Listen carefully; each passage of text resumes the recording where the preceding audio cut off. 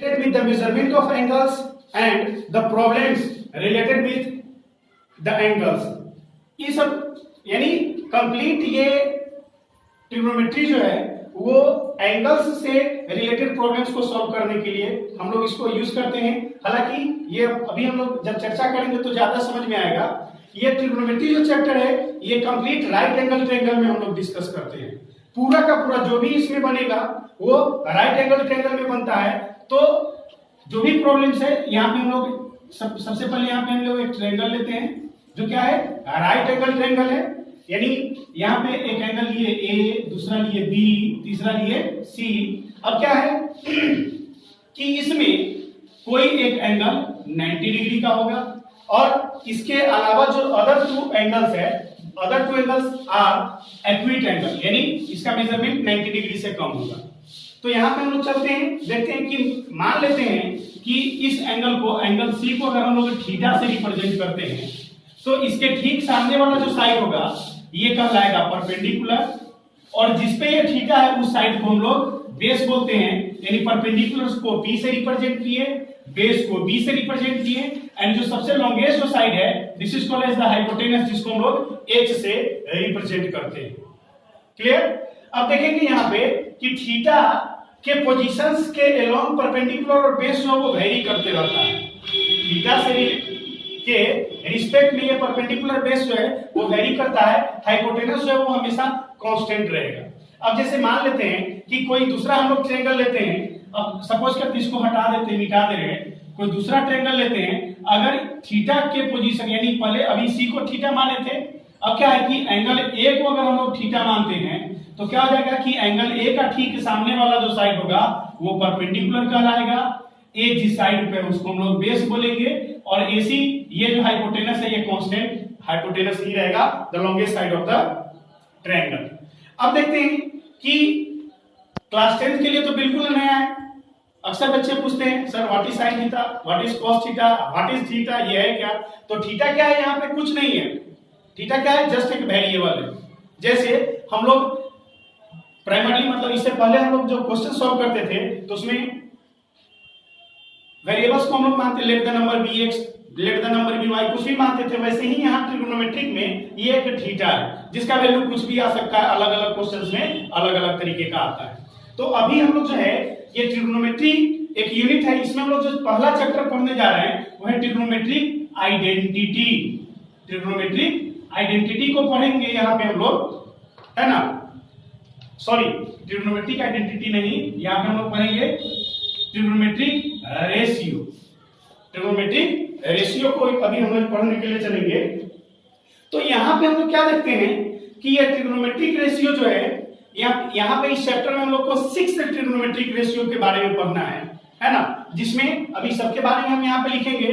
6 trigonometric ratio में जो सबसे पहला ट्रिग्नोमेट्रिक रेशियो है उसका नाम होता है साइन। लिखते हम लोग साइन है, पढ़ते भी साइन है, लेकिन एक्चुअल में ये साइन है, इसको हम लोग बोलते हैं, है ना? एक्चुअल में ये होता ये है, लेकिन हम लोग साइन से काम निकालते हैं, साइन थीटा, है ना? तो साइन थीटा इसका रिलेशन क्या है? तो इसका रिलेशन क्या होता है? इसका रिलेशन होता है परपेंडिकुलर बाय हाइपोटेनस। हम थोड़ा शॉर्ट में लिख रहे हैं, परपेंडिकुलर बाय हाइपोटेनस। दूसरा जो रेशियो हम लोग लेते हैं उसको हम लोग वो लिखते तो कॉस है, जनरली हम लोग कॉस ही लिखते हैं, लेकिन क्या इसको हम लोग कोसाइन पढ़ते हैं। इसको हम लोग क्या पढ़ते हैं? कोसाइन पढ़ते हैं और लिखते भी कोसाइन है, लेकिन आम हम लोग जब सॉल्व करने के लिए चलते हैं तो साइन कोसाइन में निकल जाते हैं। ये बुक जब आप लोग देखेंगे तो समझ में आएगा कि साइन कोसाइन है, कॉस कोसाइन, ऐसे करके टेन टेंजेंट, कॉट को हम लोग कोटेंजेंट ऐसे करके बुक में मिलेगा। तो कॉस थीटा जो है क्या है, इसका रिलेशन जो होता है वो होता है बेस बाय हाइपोटेनस। क्या होता है? बेस बाय हाइपोटेनस होता है। अब तीसरा ट्रिग्नोमेट्रिक हम लोग रेशियो लेते हैं, उसका नाम है क्या? टेन थीटा, है ना? पहला है साइन थीटा, दूसरा कॉस थीटा, तीसरा है टेन थीटा। अब टेन थीटा को हम लोग क्या बोलते हैं? परपेंडिकुलर बाय बेस, ये रिलेशन है।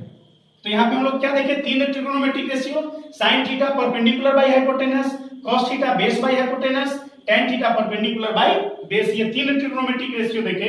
अब क्या है कि इसके बाद जो अगला 3 ट्रिग्नोमेट्रिक रेशियो है, अगर आपको साइन कॉस टेन याद है तो अगला जो है कॉट सेक और कोसेक वो खुद ब खुद याद हो जाएगा, क्योंकि वो उल्टा है, रिवर्स है। जैसे हम लोग चौथा ट्रिग्नोमेट्रिक रेशियो लिखते हैं क्या, कॉट थीटा, इसको हम लोग कोटेंजेंट बोलते हैं, लेकिन हम लोग कॉट पे चलेंगे, ठीक है ना।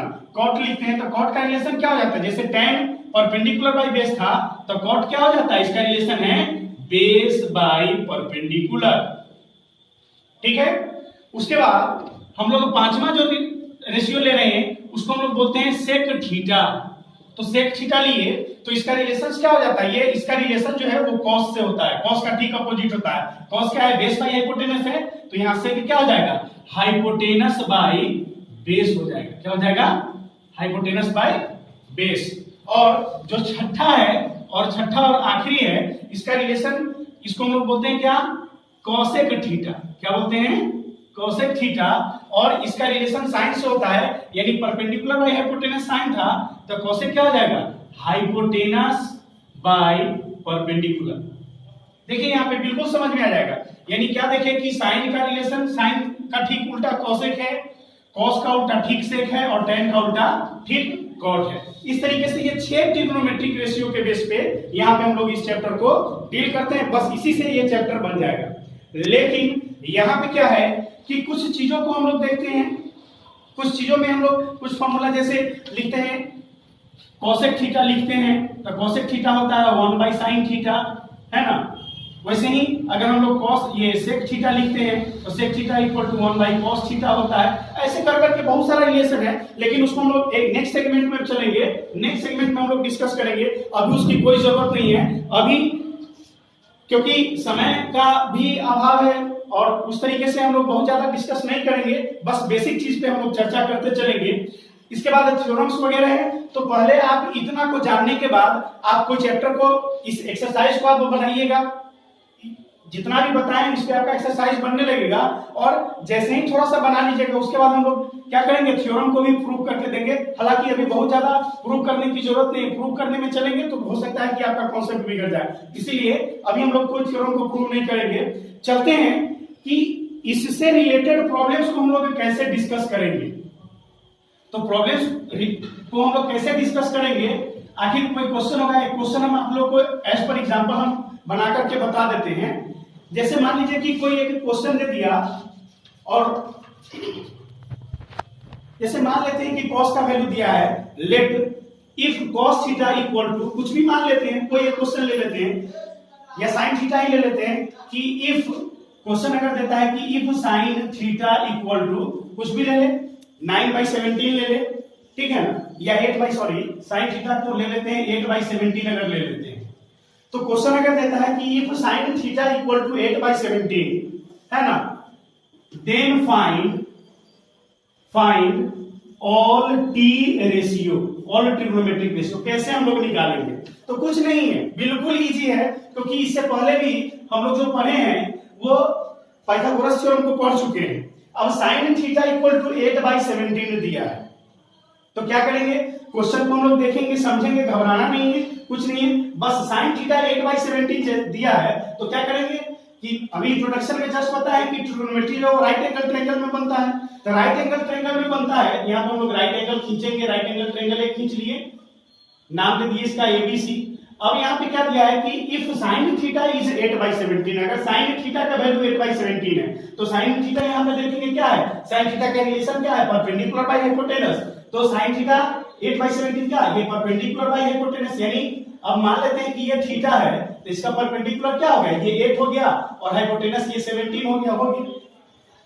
अब जैसे ही दो साइड हम लोग को मिल गया राइट एंगल ट्रायंगल में, तो हम लोग हाइपोटेनस, ये पाइथागोरस थ्योरम हम लोग पढ़े हैं। पाइथागोरस थ्योरम क्या है, h² equal to p² plus b² हम लोग पढ़े हैं, इससे पहले भी पढ़ कर क्या है, बस उसी का एप्लीकेशन से यहाँ पे यूज है कि h यहाँ पे दिए हुए क्या 17 का स्क्वायर इक्वल टू p दिए हुए कितना 8 का स्क्वायर प्लस b क्या है, ये b हम लोग को निकालना है तो b यानी bc का स्क्वायर यहाँ पे लिख देते हैं। अब इसको जब सॉल्व करेंगे तो क्या है, 17 का स्क्वायर हो जाएगा 289 इक्वल टू 8 क्या हो जाएगा 64 प्लस bc स्क्वायर। अब यहाँ पे क्या लिखेंगे, BC स्क्वायर इक्वल टू क्या हो जाएगा 289 माइनस 64, तो BC इक्वल टू क्या हो जाएगा 9 में से 4 गया 5, 8 में से 6 गया 2, 2। अब BC इक्वल टू क्या, स्क्वायर हटाएंगे तो इधर क्या आ जाएगा, रूट आ जाएगा 225, और जब रूट तोड़ेंगे, रूट तो आप क्लास 8 में पढ़ेंगे रूट तोड़ना, जब इस रूट 225 को तोड़ेंगे तो ये आ जाएगा कितना 15, यानी BC निकल गया 15। अब यहाँ पे हम लोग लिख देंगे BC 15। चलिए बस हो गया, क्वेश्चन यहीं पे बन गया, बहुत कुछ है ही नहीं। जब BC आपका निकल गया 15 तो आपका तीनों का तीनों रिलेशन निकल गया, परपेंडिकुलर भी, बेस भी और हाइपोटेनस भी निकल गया। तो अब क्या करना है यहाँ पे कि यहाँ पे भी हम जस्ट पढ़ाए थे, क्वेश्चन क्या दिया है कि sin थीटा का वैल्यू ये है तो फाइंड ऑल टी रेशियो। अब sin थीटा तो आपको क्वेश्चन में दे दिया, sin थीटा अब आपके क्वेश्चन में ही दे दिया, तो बचा क्या, यही ना 5 निकालना है, cos theta, tan theta, cot theta, sec theta और cosec थीटा। तो अब देखिए कि sin थीटा दे दिया तो cos थीटा का रिलेशन यहां से देखेंगे, यहां से देखेंगे कि cos थीटा का वैल्यू क्या है, तो हमको निकालना क्या है cos थीटा। अब cos थीटा क्या है, बेस बाई हाइपोटेनस है, तो देखेंगे यहाँ पे कि भाई बेस क्या है, तो थीटा ये लिए तो बेस ये हो गया, तो बेस बाई हाइपोटेनस यानी बेस क्या हुआ 15, हाइपोटेनस 17, तो यहाँ रिलेशन लिख देंगे 15/17। उसके बाद तीसरा जो रेशियो हम लोग पढ़े हैं क्या, tan थीटा, और tan थीटा का रिलेशन हम लोग क्या देखे यहाँ पे, परपेंडिकुलर बाई बेस। अब यहाँ पे देखिए कि भाई परपेंडिकुलर बाई बेस कहाँ है, तो परपेंडिकुलर बाई बेस ये है, यानी लिख देंगे 8/15। इसी तरीके से फोर्थ में जो है वो दिए हुए है cot थीटा, तो cot थीटा का रिलेशन यहाँ पे हम लोग अभी जस्ट पढ़े क्या, base by perpendicular, base by perpendicular. तो बेस बाई परपेंडिकुलर यानी ये बेस है और ये परपेंडिकुलर ठीक उल्टा, देखिएगा वहां भी पढ़ाए थे तो हम आपको बताए थे कि tan का उल्टा cot होता है। अब उसके बाद हम लोग देख रहे हैं sec, sec क्या है, hypotenuse by base, hypotenuse by base यानी हाइपोटेनस ये 17 हुआ, बेस क्या है 15, तो यहाँ पे लिखेंगे sec का क्या हो जाएगा, हाइपोटेनस बाई बेस यानी 17/15। और लास्ट में जो है वो है cosec थीटा, तो cosec थीटा क्या है, यहाँ पे पढ़े ना हाइपोटेनस बाई परपेंडिकुलर, तो देखिए हाइपोटेनस क्या है 17 और परपेंडिकुलर 8 है, तो ये क्या होगा 17/8, यहाँ पे निकल करके आ गया। अब बस हो गया, आपका क्वेश्चन यहीं पे सॉल्व हो गया। अब देखिए यहाँ पे क्या है कि हम लोग 6 ट्रिग्नोमेट्रिक रेशियो पढ़े और उससे रिलेटेड एक क्वेश्चन यहाँ पे पढ़े कि इफ sin थीटा का value this then find all T ratios. अब देखिए यहाँ पे जैसे ही sin थीटा का वैल्यू इस ट्रायंगल में पुट किए तो उससे हम लोग को बेस निकल गया, और बेस निकल गया उसके बाद सारा का सारा टी रेशियोज हम लोग निकाल लिए। sin का वैल्यू यहाँ दिए हुए था क्या, परपेंडिकुलर बाई हाइपोटेनस क्या दिए हुए 8/17, तो यहाँ पे देखिए आपका इसका ठीक उल्टा हम लोग cosec पढ़ेंगे, देखिए 17/8 हो गया, cos का 15/17 है, तो यहाँ देखिए sec इसका उल्टा 17/15 हो गया, tan 8/15 है तो cot 15/8 हो गया। बस इसी बेस पे ये पूरा आपका अभी जो ट्रिग्नोमेट्री के रेशियो जो हम अभी पढ़ा रहे हैं ये चैप्टर, बस इतने ही आइडियोलॉजी से, इतने ही कॉन्सेप्ट से आपका पूरा का पूरा एक्सरसाइज बन जाता है, तो आप बना लेंगे। और अगला जो मेरा वीडियो होगा वो इसके आगे के लिए होगा, थ्योरम हम लोग बाद में चर्चा करेंगे, जब आप लोग थोड़ा सा आपके अंदर थोड़ा सा एनर्जी आ जाएगा कि नहीं भाई बहुत इजी चैप्टर है, बहुत बहुत इजी है, और वाकई में बहुत इजी है। This one is very easy chapter in whole class, तो इसको आप करेंगे अगले वीडियो में, इसके आगे हम लोग चर्चा करेंगे। That's it.